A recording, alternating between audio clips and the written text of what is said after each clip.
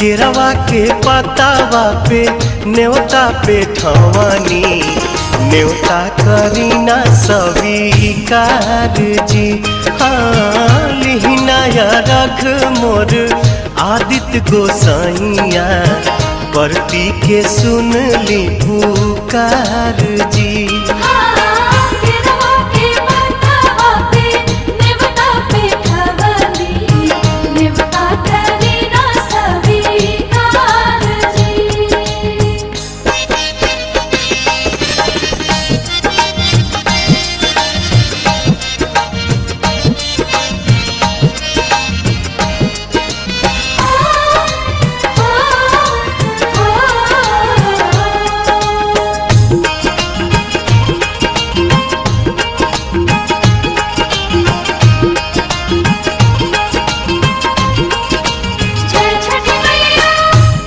हम अरघ दुनो बेरा आदित्य तोहे साझिया फजीरे।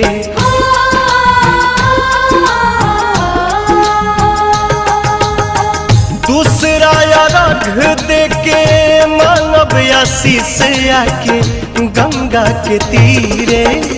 दिन के सहैया रौवे रोग हराइया जी रौवे से जग में जोर जी।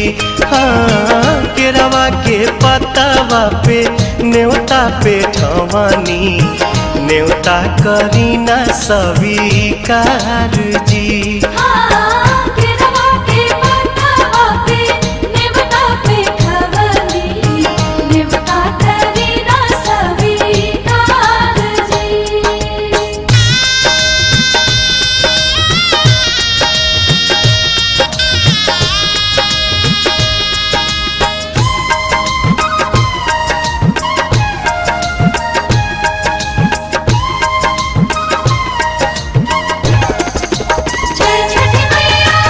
नजरी के कोर से करिले अजोर जग रौवे से जागेला।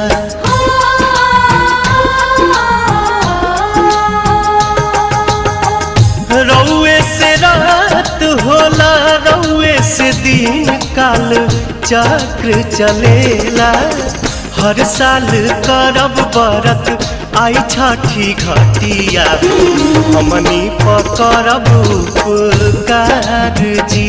हाँ लिहिनाया रघ मोर आदित्य गोसाइया परती के सुन ली पुकार जी।